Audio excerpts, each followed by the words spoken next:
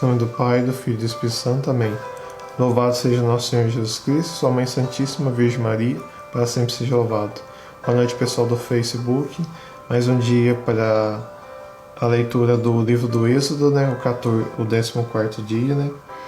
O 14º dia da Quaresma e o 14º capítulo do Êxodo, né? E hoje a gente vai ler sobre a perseguição dos egípcios, né? E o que a gente tem a aprender, né, com esse livro para a gente viver a nossa Quaresma. Praticamente é viver mais a confiança em Deus e ver quando o povo que estava escravo foi liberto, né? Porque clamou a Deus. E nessa Quaresma a gente pede a libertação também dos nossos vícios, pecados e maus hábitos, né? Que nos levam para uma morte e para uma escravidão também, né? Então, vamos começar aqui no versículo 1. O Senhor falou a Moisés: ordena aos israelitas para que mudem de rumo e acampem diante de Piairote, entre Magdol e o mar, de fronte de Baal-Sefon. Ali acampareis pelo mar. Lembrando que no capítulo 13, Deus mudou a rota, né, deles para o caminho mais longo, para que se houvesse alguma guerra, o povo não desanimasse. Então Deus mandou eles ir por um caminho e agora está pedindo para eles parar num certo lugar.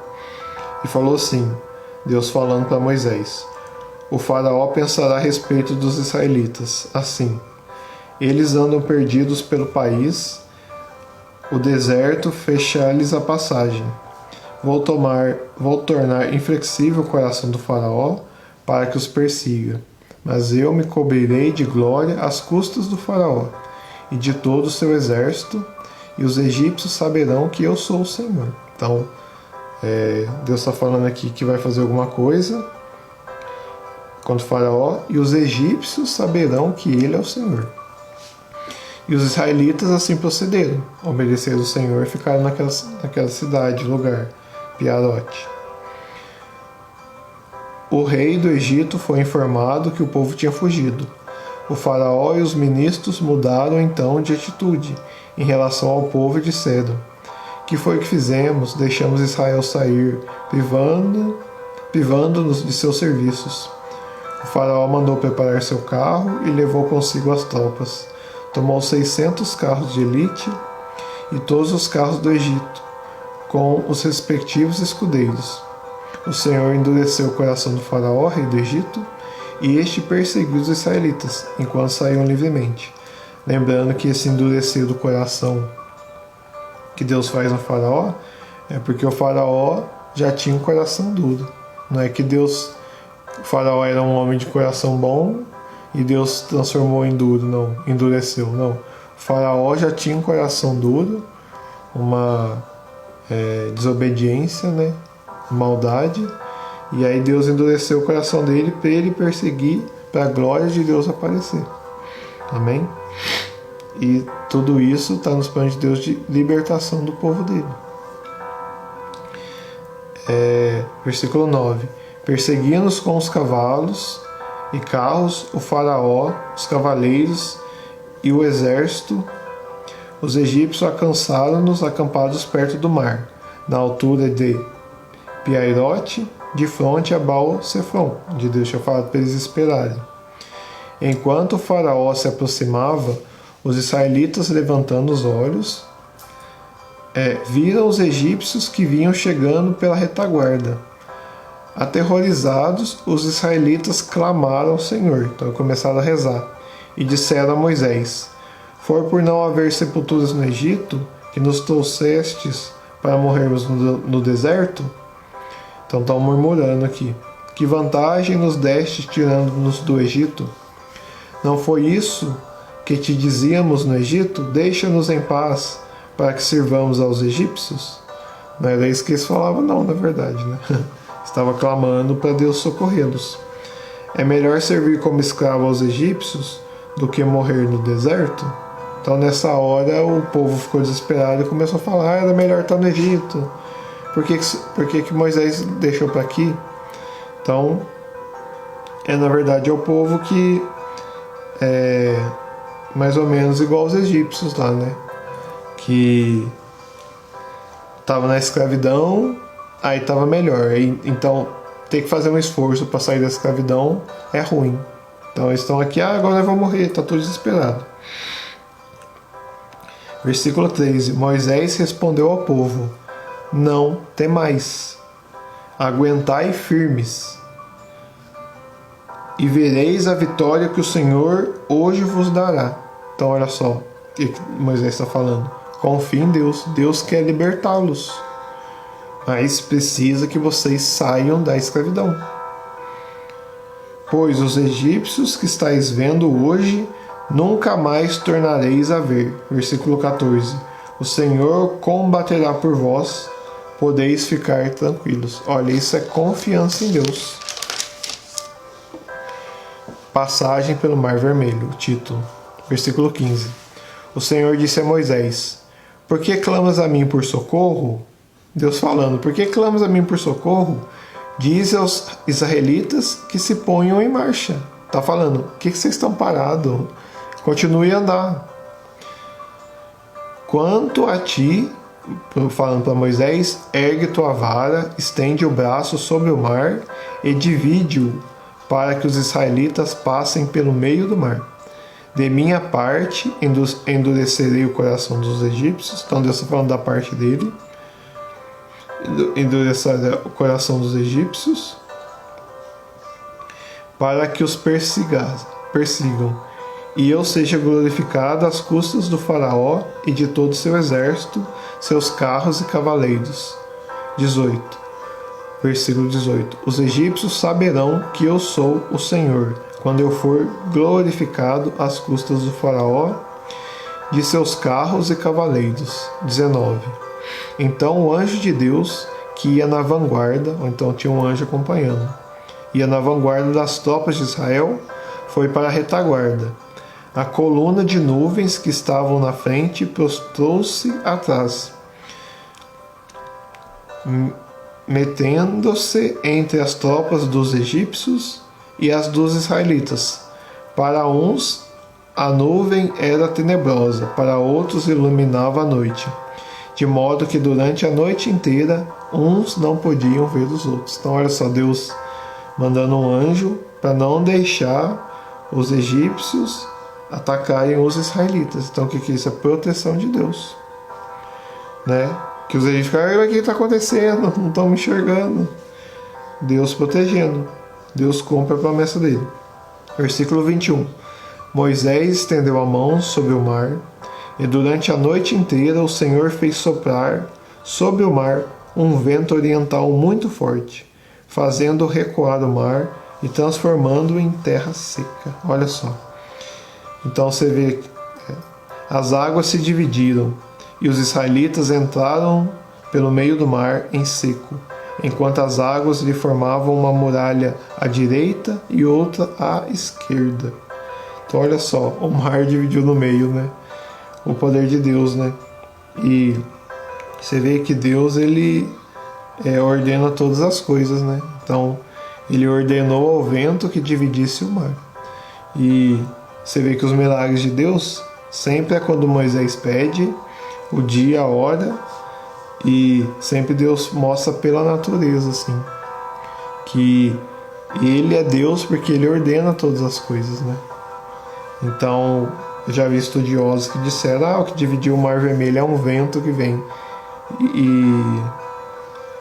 E aqui na Bíblia está falando exatamente isso, que Deus mandou um vento que abrisse, né? E na oração que a gente faz, normalmente é assim também. A gente pede para Deus alguma coisa e Deus atende, e aí o milagre acontece. E as pessoas falam: nossa, mas do nada, né? E o que atesta o milagre? É que com quem aconteceu, uma pessoa rezou pedindo para Deus que acontecesse, e aquilo era impossível de acontecer. Então, uns fatos da misericórdia de Deus, né?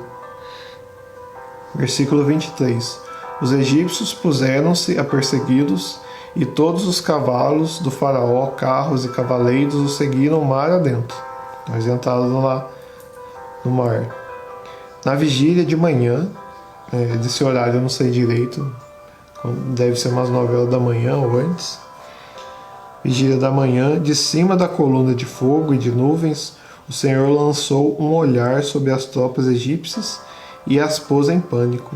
Emperrou as rodas dos carros, de modo que só a muito custo podiam avançar. Disseram então os egípcios: vamos fugir de Israel, pois o Senhor combate a favor deles contra os egípcios.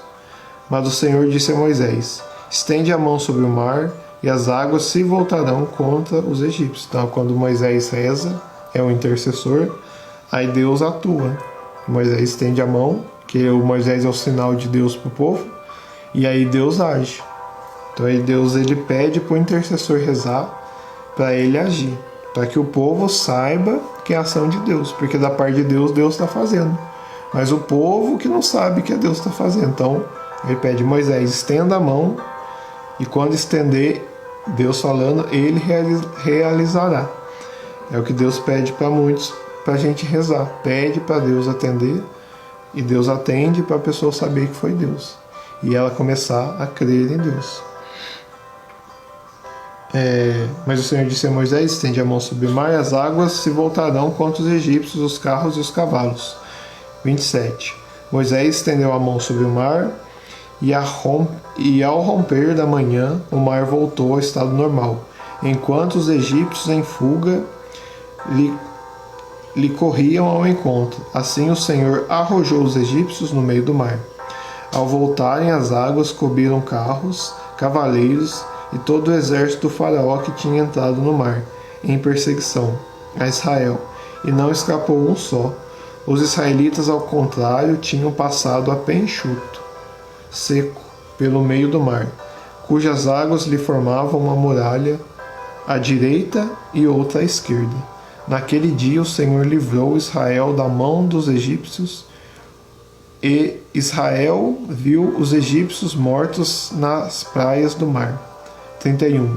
Israel, que é o povo de Deus, viu a mão poderosa do Senhor agir contra o Egito. O povo temeu ao Senhor e teve fé no Senhor e em Moisés, seu servo. Palavra do Senhor, graças a Deus. Então aqui é Deus livrando seu povo do Egito, da escravidão. Deus cumpriu o que ele prometeu, libertou das mãos do faraó. Então olha, dá pra gente voltar atrás e olhar todos os passos, tudo que aconteceu, o chamado de Moisés, a promessa de Deus. E tudo isso aconteceu porque Moisés confiou em Deus. Por algumas vezes ele quis desistir, mas agora é até bonito de ler ali, né? O povo temeu a Deus e acreditou em Deus. Então nessa noite, nesse dia, nessa tarde, né? Não sei que horas alguém está vendo, nós pedimos a Deus essa graça de confiar nas suas promessas, e no andamento das promessas de Deus a gente fiquemos firmes, né? Que a princípio as coisas pioraram, né? O Moisés foi pedir para o faraó a libertação e o trabalho dobrou, né? Então a princípio parece que piorou, mas hoje na leitura eles passaram a pé enxuto no meio do Mar Vermelho. Então glórias a Deus. Então a gente glorifica a Deus por todas as obras maravilhosas que Deus fez na nossa vida e que muitas vezes nós esquecemos. Hoje nós esquecemos esses milagres, de que a gente está vivo por milagre mesmo. Não tem explicação para a gente estar vivo, era para a gente ter morrido por doença, por acidente, o que for. E a gente está vivo. E vê o porquê que Deus nos salvou, né? E igual o povo, Deus salvou o seu povo. Então nós glorificamos a Deus, sabemos que Deus sempre faz o melhor, e Deus ajudou o povo quando o povo começou a clamar. Então nós clamamos, Senhor, a sua presença em nossa vida, pedimos perdão de tudo, os males que nós fazemos, quando nós quisemos andar por nós mesmos, e nós não escutamos a sua voz, escolhemos o que é mal e o que ofende ao Senhor, o que nos faz mal e faz mal ao próximo. Então pedimos perdão e sua misericórdia. Por favor, converte-nos e salva o nosso coração. Ave Maria, cheia de graça, o Senhor é convosco. Bendita sois vós entre as mulheres, e bendito é o fruto do vosso ventre, Jesus. Santa Maria, Mãe de Deus, rogai por nós, pecadores, agora e na hora de nossa morte. Amém.